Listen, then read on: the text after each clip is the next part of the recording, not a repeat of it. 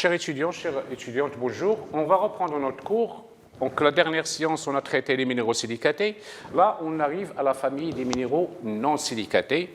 Donc, comme on a dit tout à l'heure dans la dernière séance, on a dit que les minéraux silicatés constituent l'essentiel des roches endogènes, qui sont les roches métamorphiques et les roches magmatiques, ce qui explique leur abondance.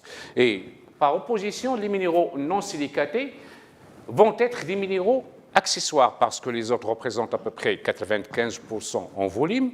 Ce qui reste pour les minéraux non silicatés, c'est 5%. Donc, c'est des minéraux accessoires. Et pour l'essentiel, ils sont des minéraux sédimentaires, c'est-à-dire des minéraux des roches exogènes. Donc, c'est des minéraux qu'on va trouver principalement dans les roches sédimentaires. Parmi ces minéraux non silicatés, on va essayer de les passer rapidement, on a les éléments natifs.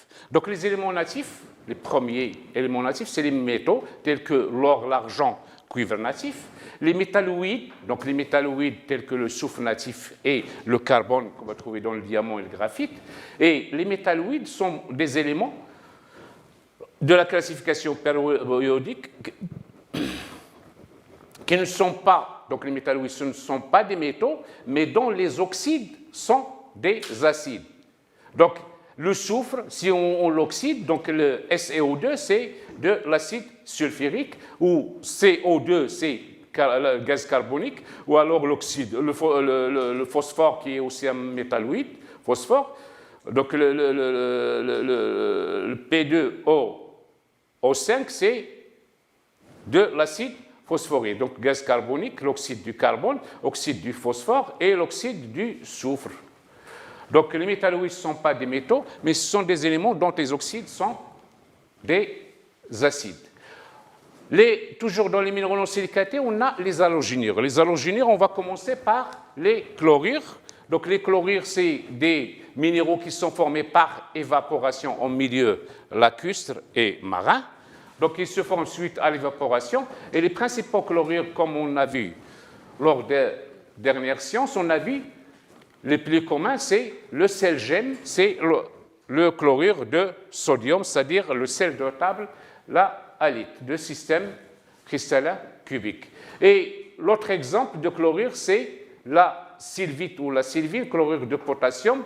Et les deux minéraux, on a vu que quand on utilise les critères de détermination, ils ont un goût amer pour le chlorure de potassium, un goût salé pour le chlorure de sodium. Donc la sylvite et le sel. Les fluorures qui appartiennent à la famille des halogénures, c'est principalement la fluorine CaF2.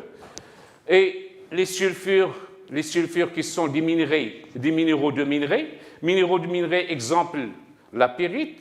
Donc c'est un minéral, mais c'est un minéral dont on extrait le soufre et le fer.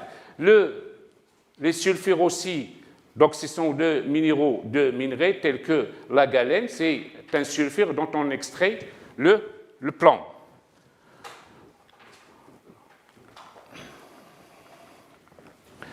Les minéraux non silicatés, on va avoir les carbonates.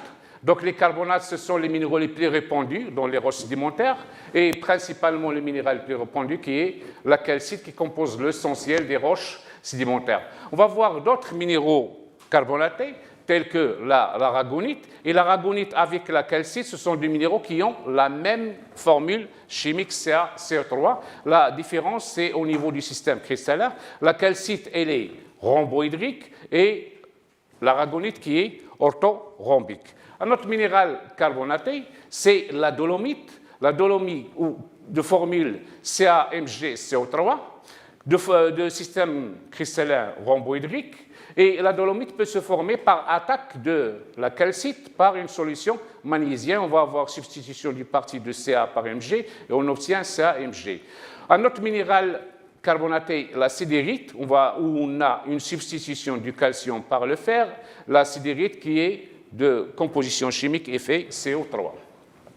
Un autre minéral carbonaté, la magnézite avec formule chimique MgCO3. Donc là, vous avez l'exemple de la calcite avec le système rhomboédrique. Et là, vous avez la structure et la disposition des éléments chimiques pour ce minéral CaCO3 qui est la calcite.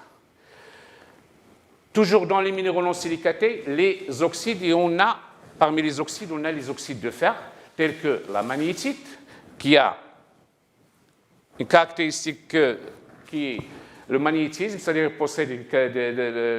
il peut faire bouger l'aiguille d'une boussole, et l'oxyde de fer, toujours l'hématite. Donc le critère de détermination, c'est qu'il laisse une trace rouge sang.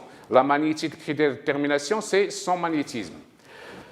Toujours dans les oxydes de titane, tels que le rutile et l'anatase, qui ont la même composition chimique TiO2, et les oxydes d'aluminium, tels que le corindon Al2O3, le corindon, et on a le saphir qui appartient à cette famille, comme le rubis, qui est un corindon.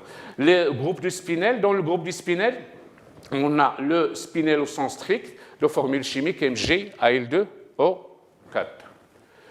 On a les sulfates, et le premier minéral sulfate, c'est le CaSO4 de H2O qui est du gypse. Un autre minéral qui est sulfaté, c'est l'anhydrite, CaSO4. Et donc, la différence entre gypse et anhydrite, c'est la présence ou l'absence de l'eau. Donc, l'anhydrite, on peut la nommer comme un gypse déshydraté, et le gypse, on peut le nommer aussi comme une anhydrite hydratée, c'est-à-dire on rajoute de l'eau. Les phosphates tels que l'apatite, phosphate de calcium, de formule chimique Ca5PO4,3FClOH, en cristaux ou en agrégats. Et donc, en dernier, je vous donne un tableau où on a les différents groupes, les différents éléments, différents minéraux. Donc, on a les minéraux silicatés avec quartz, talc, amiante, kaolinite, donc la formule chimique. Et la dernière colonne, il donne l'usage de ces matériaux, de ces minéraux. Donc, les autres, c'est les minéraux non silicatés, les éléments natifs, les oxydes, les sulfures, les sulfates, les carbonates, et les halogénures et les hydroxydes avec les minéraux, types de minéraux appartenant à chaque famille, composition chimique et l'utilisation. Donc à ce niveau, on va s'arrêter